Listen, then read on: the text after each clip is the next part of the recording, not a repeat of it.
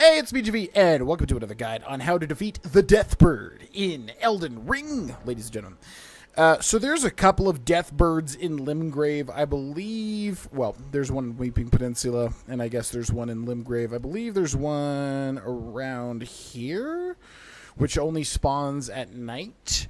And then I think there's one down here as well. In fact, I know there's one down right about here where my runes are. By the way, whenever you see my runes, some people have been like, oh, you know, he's making a guide, but, like, he died. Well, it's because, like, I try to learn the boss completely, and then I intentionally die so that I can, you know, restart and make a guide. Since, obviously, once it's dead, you'll have to do a new playthrough in order to get to him again. We're going to pass time until nightfall.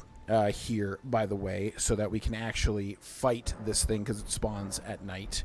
Much like the Knight Rider, Knight's Cavalry boss that spawns here also.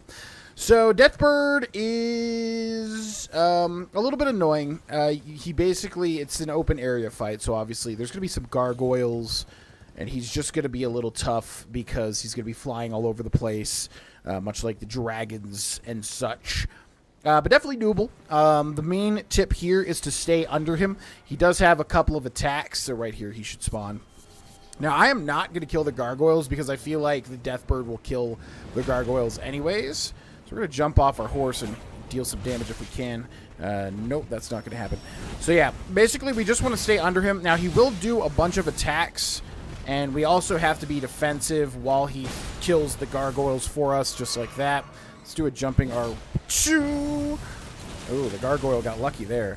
Still got one more gargoyle, so we got to keep track of him. All right, he is dead. And now we can fight the Deathbird one-on-one.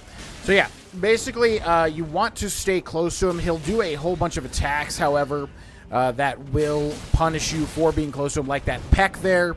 As soon as he pecks, he'll peck 2 more times. So make sure...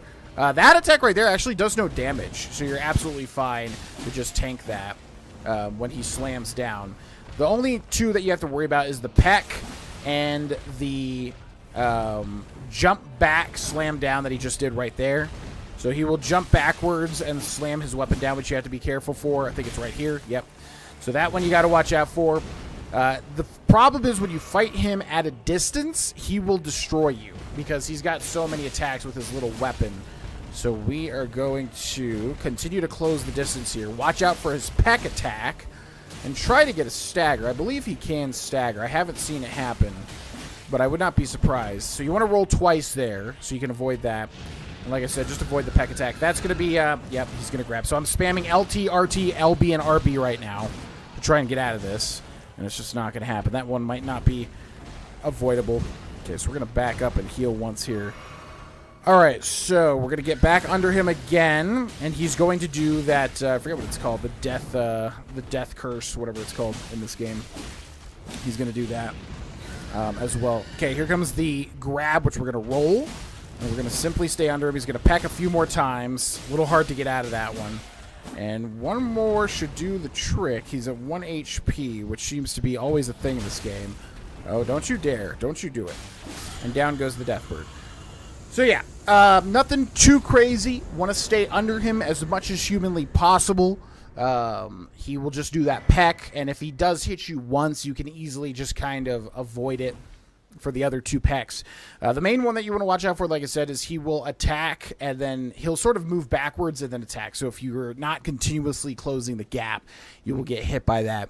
And then otherwise, yeah, just keep under him and you'll be able to avoid like 90% of his other stuff, because if you're fighting him at a distance, he is much more tricky because he'll just be slamming down with his axe over and over and over again.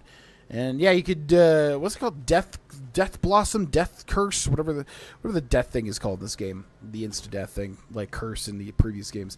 Obviously, if you want to, you know, have resistance to that, feel free to go for it. But that is the Deathbird dead. Thanks for watching. I hope this guide helped. We'll see you in the next one. Bye-bye.